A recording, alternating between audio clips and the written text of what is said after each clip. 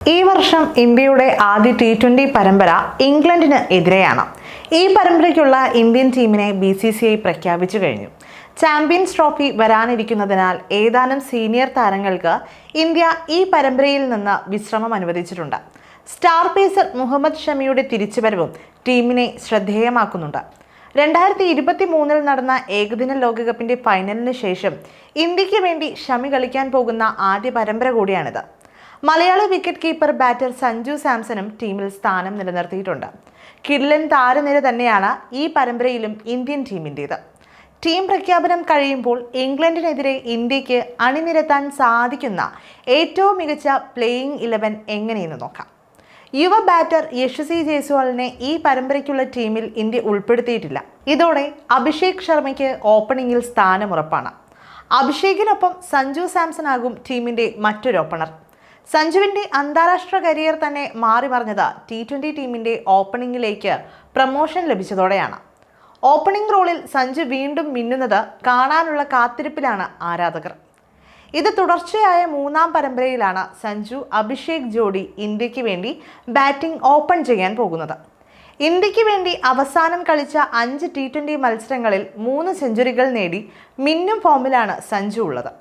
ഈ ഫോം ഇംഗ്ലണ്ടിനെതിരെയും തുടരാൻ അദ്ദേഹത്തിനായാൽ ഇന്ത്യക്ക് കാര്യങ്ങൾ എളുപ്പമാകും. യുവതാരം തിലക് വർമ്മയാകും 3ാം നമ്പറിൽ ഇറങ്ങുക.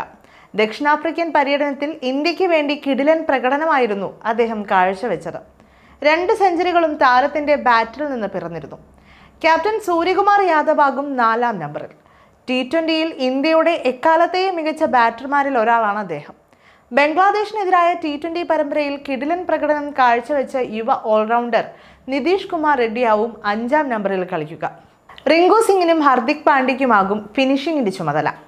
ഇവർ 6-7 നമ്പറുകളിൽ ബാറ്റിംഗിന് ഇറങ്ങും. നിതീഷ് റെഡ്ഡിയും ഹർദിക് പാണ്ഡ്യയും ടീമിന്റെ 3ാമത്തെയും 4ാമത്തെയും പേസ് ബൗളിംഗ് ഓപ്ഷനുകൾ കൂടിയായിരിക്കും. ഇന്ത്യൻ T20 ടീമിന്റെ പുതിയ ഉപനായകനായി തെരഞ്ഞെടുക്കപ്പെട്ട ഓൾറൗണ്ടർ അക്സർ പട്ടേലാകും 8ാം നമ്പറിൽ. താരത്തിന്റെ ഫോം ഇന്ത്യയുടെ പ്രകടനങ്ങളിലും നിർണായക പങ്ക് വഹിക്കും. വലിയ ഇടവേളയ്ക്ക് ശേഷം ടീമിലേക്ക് മടങ്ങിയെത്തുന്ന വലങ്കയ്യൻ പേസർ മുഹമ്മദ് ഷമിയാകും ഇന്ത്യയുടെ ഫാസ്റ്റ് ബൗളിങ്ങിനെ നയിക്കുക. ദീർഘകാലത്തിനു ശേഷം ഷമിയെ ഇന്ത്യൻ ജേഴ്സിയിൽ കാണാനുള്ള കാത്തിരിപ്പിലാണ് ആരാധകർ. T20യിൽ ഇന്ത്യയുടെ ഏറ്റവും മികച്ച താരങ്ങളിൽ ഒരാളായി മാറിക്കഴിഞ്ഞ അർഷ്ദീപ് സിംഗ് ആകും പേസ് നിരയിലെ 2ാമൻ. സ്പെഷ്യലിസ്റ്റ് സ്പിന്നറുടെ സ്ഥാനത്ത് വരുൺ ചക്രവർത്തി ഇടം പിടിക്കുമെന്നാണ് കരുതപ്പെടുന്നത്.